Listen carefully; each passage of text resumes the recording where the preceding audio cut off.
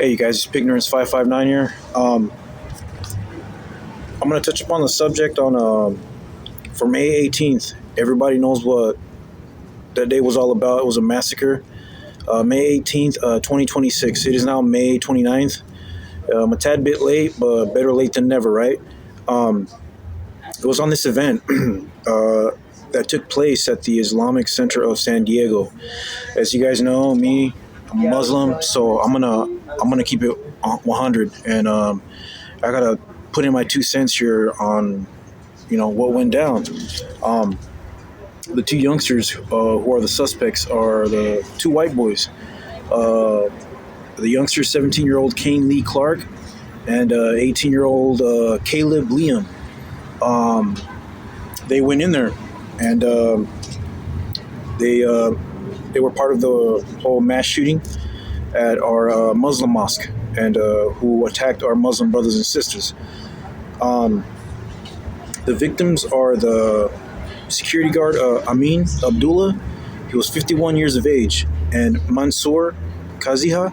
He was 78 years of age, and Nadir Awad. I hope I pronounced his name right. He's 57 years of age. I wanted to go ahead and hit you guys with that intro there, and just go ahead and check out this clip, and so you guys can see what took place and how it affected our Muslim brothers and sisters, and how it just affected our whole Muslim community as a whole. Check out the clip, folks. Actively investigating this as a hate crime. There are details and information that we are investigating as to exactly what those what the hate speech or the hate words were that were conveyed. There was definitely hate rhetoric that was involved. We're still trying to learn more about this. So is Matt Finn, our reporter on the scene there in San Diego. And Matt, good morning there in California.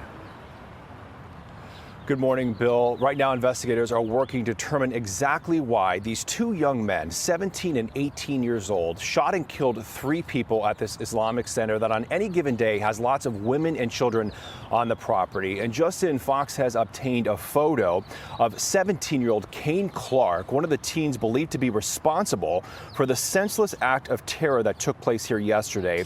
The San Diego police chief calls this shooting a free society's, quote, worst nightmare, and says it began yesterday morning when police got a call at 9:42 a.m. from a distressed mother who reported her son left a note behind and ran away. 3 guns were gone, and her son possibly wanted to take his own life. Several of her weapons were missing. Her vehicle was missing, in addition to her son. She also said that her son was with a companion and that they were dressed in camo.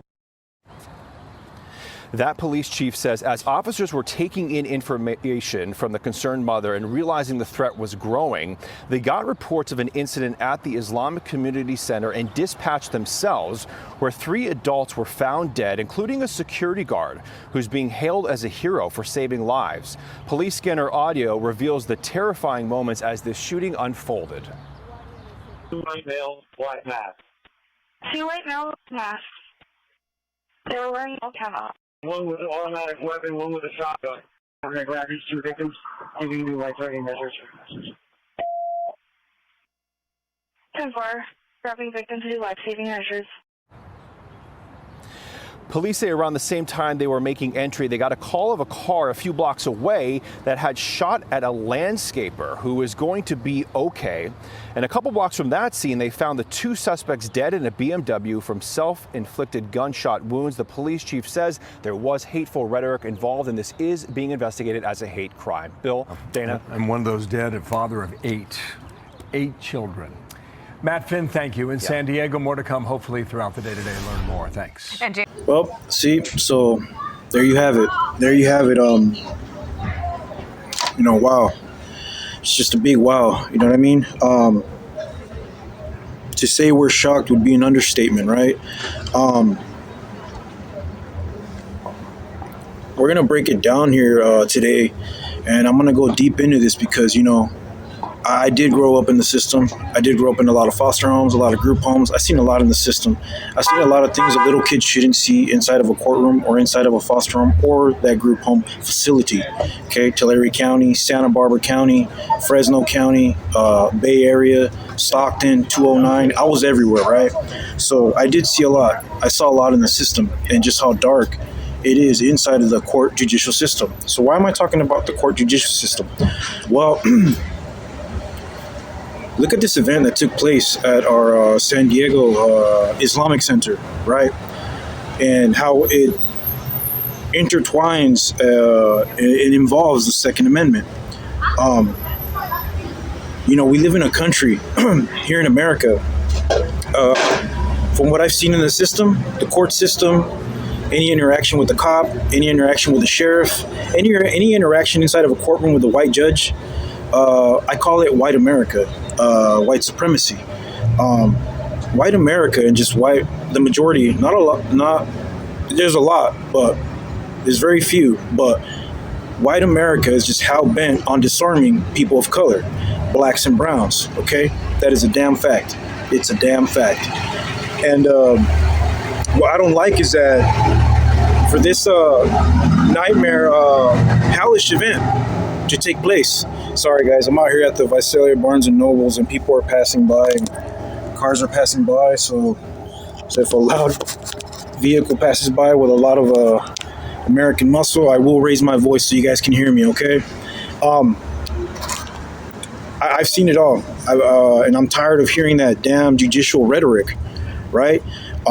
Just blacks and browns, dude. Hispanics and blacks, we're the issue. We're the problem in this country, and we have no business owning firearms. I mean, I'm telling you, dude, everywhere I go, and I'm carrying this on my chest, you have no idea. It's always, every damn time, it's a white person just that when they see me walk in, don't worry about it, dude. I see you got your chest bag, you got your man satchel on. I ain't tripping. I ain't over here taking a double take to see what you got up in there. You know what I mean? It's none of my damn business. It's none of my business, right? You know? You see, we got these two individuals, the two white youngsters, right? Two white individuals. Now, did you notice that officer, when he was breaking it down and verbally narrating what went down at our Islamic mosque, right? Do you notice how it hurt the white man? It was a bitter pill to swallow for him to even stay. He didn't even say they were white. Okay?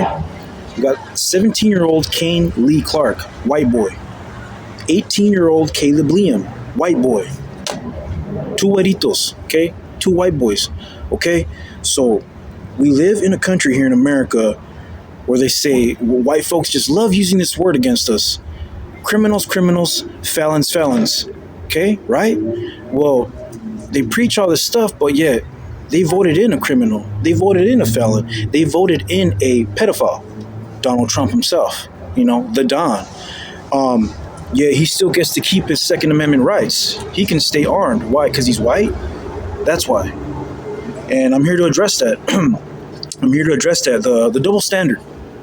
The double standard of white America today, here in the year 2026. Red, white, and blue, America, freedom, right? This is why I'm such a huge advocate of the Second Amendment. If your skin's black, if your skin's brown, living here in America, I hope and pray that you are armed, you are strapped, okay? Get familiar with your firearms, okay? The reason I preach it so much is because, yeah, I love my raza, I love my people, I love my gente. And my black brothers and sisters in the black community, I love them too. And I'm well aware of the oppression and injustices in this country. And it is of the essence, okay? Of the essence that my people stay armed. You know what I mean? Because look at what the Second Amendment here prevented. Yes, it was a sad aftermath. People died, but for our 51-year-old security guard, Amin Abdullah, Muslim brother, he was a security guard at our San Diego Islamic Center of San Diego, right?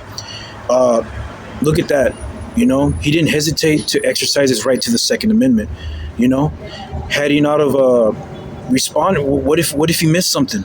You know what I mean? And those two white youngsters made their way into the facility and went upstairs. It's a bunch of kids up there, little boys and girls, little innocent Muslims. And those two are my Muslim brothers and sisters. Even if they're little kids, those are my little Muslim brothers and sisters, and they must be protected at all costs as well. And my goodness gracious, that we got to thank Allah for Mr. Abdullah, for being his own version of a first responder. He didn't wait for that moment for 911. What's your emergency? Oh, yes, hi, Mr. White Man. Yes, you, Mr. Politician, white judge. Can I defend myself today? I got these two white boys here trying to kill me and my Muslim brothers and sisters. No, you don't do that, man. You don't do that. Okay, we don't ask for permission. Okay, today here in America, like I said, blacks and browns, we're just looked upon as like we're dangerous, dude. And if we're armed, OMG, OMG. And I can't stand that, man. I cannot stand that. And I'm tired of hearing of all these tragic events, man. That we're still being attacked. You know what I mean? Blacks and browns, and now Muslims are being attacked. Again, like I stated earlier, here in white America, to be brown, that's strike one. To be a Muslim under a Trump administration, that's strike two. Oh, you like to talk about the Second Amendment? Oh, you think those rights apply to you? We need to keep in mind that when the Constitution was written, it was written by white men, colonists, only for the benefit of their white race. Okay, and that is why today you see how they say our system is broken. Well, yes, it is. Yes, it is broken because you notice they can be heavily armed, but when we try to exercise our right to the Second Amendment, we get demonized. We get surveilled. We get gang stalked, whether it's by ATF agents, local law enforcement, local snitches, narcs. They'll use little tweakers out here, dude, it's ridiculous, man, the things that they do here in this country, just to try their best to disarm blacks and browns. But yeah, I wanted to address that and remind everybody, especially to all our Muslim brothers and sisters out there, stay strapped. Stay strapped. I remember I used to watch this white guy's YouTube channel. What was his statement? Because he's a huge Second Amendment supporter, and I know a lot about firearms because I would watch his YouTube channel as well. But one of my favorite quotes he would always say is that stay strapped, stay frosty, and stay dangerous. That's what he would always say. And, same goes to us, man. The right to the Second Amendment doesn't just apply to white folks here in America, man. If your skin's black and brown, please exercise it. Please exercise it. We got a system here in America with cops and sheriffs. Why do you think they're always pulling over blacks and browns all the time? All the time. It's not by coincidence, and it's not totally random, dude. It's very much systemic oppression. It's very much a systemic targeting you, the black and the brown individual, to not be armed. Because what they want to do is, the white man here in this country is to build a record for any black or any brown individual. The more of a record they build on someone, the less of a probability, even if they commit a crime, even better for the white man inside of that white courtroom full of white supremacy. You will then not be able to exercise your right to the Second Amendment, the right to bear arms, the right to defend yourself, right? So yeah, I'm glad and I'm happy that Amin Abdullah was strapped. I believe he's a security. He was always there with his bulletproof vest. I'm not sure if he was carrying a SCAR or an AR-15 blackout. Yes, I know my firearms very well. But I just thank Allah Almighty that he was strapped. And who wouldn't? Who wouldn't? I mean, hell, I do the same thing, man. So when I'm at the Muslim mosque, I'm keeping watch, man. I'm at the front, left, right. I'm checking the restrooms, dude. I'm checking the back, the front, everything. Todo. I'm checking everything because of these events that are taking place. So who wouldn't? Who wouldn't use their body as a human shield if it but only men you saved everybody in that mosque and all those innocent Muslim boys and girls in there. You know what I mean? I'm a father myself. My son's 10. He's about to be 11. I know how it is. I know what it is. Coming from a father's perspective, you know, Chicanos, blacks and browns, you know, when that warrior comes out and when our children are involved, we make it do what it do. There is no hesitation. Affirmative action right away. And that's it.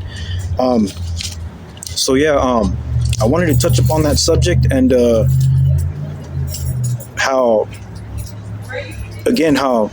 the systemic oppression is set up here against us minorities, whether it's blacks, browns, Chicanos, especially Muslims right now. But under a Trump administration right now, you know me, soy raza, I'm a Chicano. And, you know, being brown and being Muslim, I know that's two right there. But under a Trump administration, you know, to that white man, that's 3 strikes already. So I wanted to go ahead and show you guys this video. Okay, I want to show you this video. I'm sure you guys heard of, yes, I wrote down notes, Laura Loomer. She's a very high, I wouldn't say high rank, but she's up there. She's a White House advisory for the Trump administration. And she didn't waste no time, man, as our brother Sneeko, our Muslim brother, said it himself. Literally, she didn't waste no time. She didn't hesitate.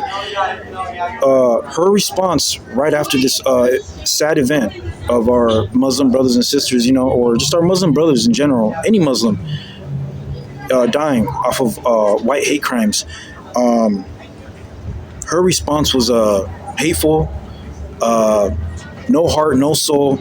You know, she was saying things like, "Oh, well, just a reminder." That shooting that happened, those people inside those mosques want us all dead. Like she literally said it. I'm like, dude, did she really go there? That we're just terrorists and we should be deported. Am I gonna get deported too? Shit, I was excuse my language. I was born here, dude. I was born here. I'm an American, unfortunately. Yeah, I'm an American. I was born here. So I don't know what Laura Loomer would be planning for something like that, right? But her response, man, it really pissed me off because how could you say something like that? You know what I mean? When those 2 white individuals were shot and killed, remember those 2, a male and a female who were protesting against ICE. I believe it was in Minnesota or somewhere else. But 2 white people died, right? And yeah, man, I felt bad, dude. I felt bad. You know, they're standing up for us, dude. There's, you know, I guess there's some white people that do sympathize with us. And they do understand that diversity enriches America. You know, look at our military, our Marine Corps, our Army. Who's at the front lines always? Raza and blacks all the time. You know, Muslims, that's us. Catholics too, man. They're out there, man. They're out there. But yeah, check out this clip because her response was so. I'm telling you, inside of the White House.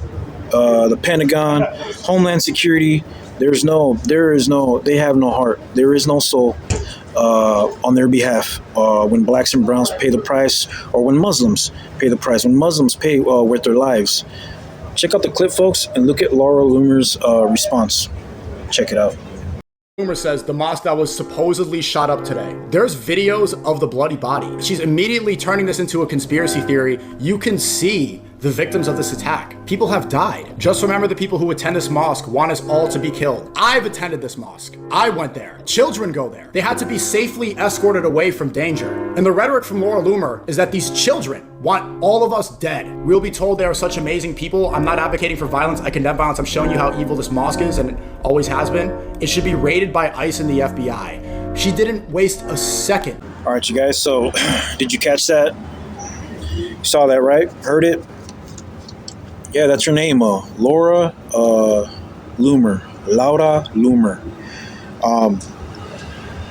So as you see, not just in the White House, but Pentagon, Homeland Security, white America in general will always see blacks and browns, or just Muslims in general, minorities, what they like to call us, as second-class citizens, okay? Second-class citizens. My goodness gracious, I know I'm a tad bit late This happened on the 18th of this month of May. It is now May 29th. But I just decided, hey, finally I found some time, because I didn't forget. I didn't forget one bit. I was like, this is a very sad major event. Our Muslim brothers and sisters were attacked. Dude, yeah, I'm not going to forget. I got to make an episode on this. But yeah, man, there you have it. That's how they see it. That's how they view it. And as you guys saw, the chief of police there, he's gonna put on a little show, his little PR, public relations little stunt to pretend like he cares. But it's just, they're always steady all the time, trying to take our guns away. Blacks and browns targeted, black and brown fathers, Muslims targeted all the time, surveilled all the time. Notice how she just, she views us as terrorists. She views us as Muslims should be deported. That makes me laugh, Coming from a former, I was a Christian, I was a Christian all my life, dude. Christian, hell, I was a Trump supporter at one point too, until I stopped drinking the MAGA juice, right? That's when I woke up, It was like, you guys ever seen that movie, The Matrix? I forgot his name. Keanu Reeves, the main character's name in the movie The Matrix. Gosh, what's his name? Neo.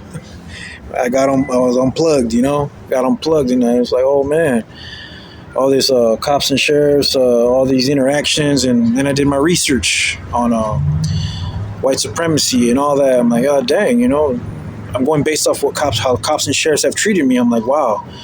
And I'm looking up people like our dear minister, brother, Minister Louis Farrakhan, Malcolm X, MLK, the list goes on and on, I am Raza, we got our brother, Chavez, we got Chavez as well. It's just, hold up, we hear sirens. God, cops and sheriffs here, man, they do that all the time. Every time I shoot an episode, man, they send their ambulance, if not the ambulance, firefighters to sound off with their sirens to try to intimidate me, to silence me, because they know what I stand for. I stand for the black community and the brown community. I stand up for civil rights. I'm very pro-black and pro-brown, and I'm very pro-Islam. And I'm a Muslim. So here they go. Look, that's them right here. Watch, if y'all don't believe me.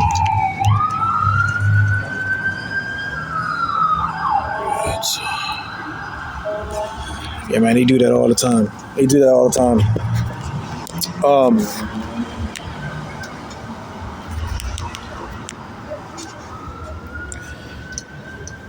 So yeah, it's just how about that, white America and her double standard when it comes to blacks and browns, Muslims as well.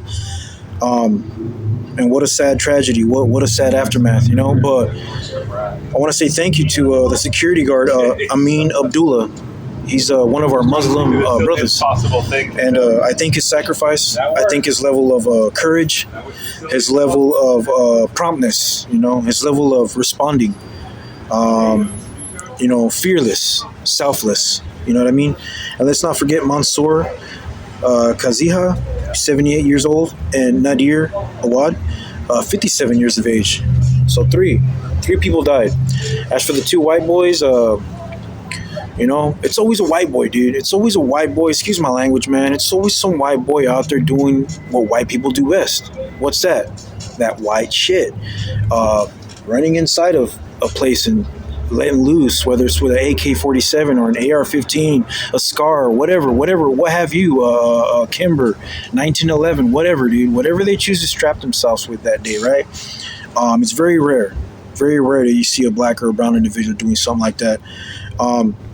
And it just comes to show, man, the white community here in this country, man, you can tell they're afraid, man. They're afraid because they don't just see the beauty of the brown community, raza, and the beauty of the black community, brothers and sisters. They see strength as well. Okay? They see strength, man. They see something that they're afraid of. You know what I mean? They're afraid of being outmatched, outruled, and their Lord, their Christ forbid that any black or brown is inside of the the White House. You know, it's. I mean, look at the lineage of all the presidential candidates from past till present. What do you see mostly?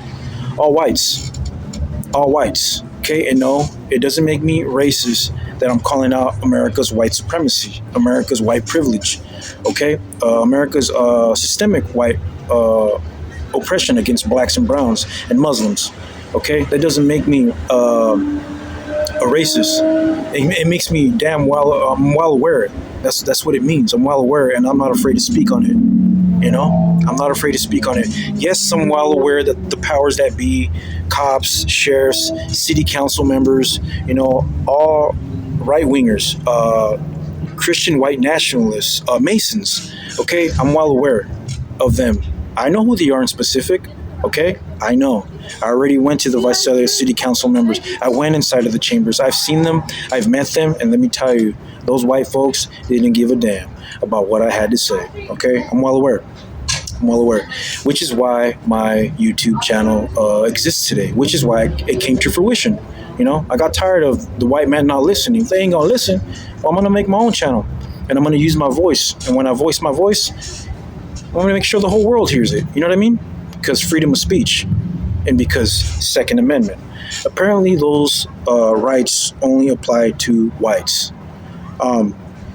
So yeah, I just thought I'd share that, and what a sad outcome. I wanted to go ahead and offer a moment of silence, also a moment of recognition, and to always remember these names. Again, I state, before I show you this clip, security guard Amin Abdullah, 51 years of age. He wasn't just a hero, he was a father. He had kids, 8 kids. I saw his wife as well. Beautiful sister, beautiful black queen, man, beautiful. Respectfully.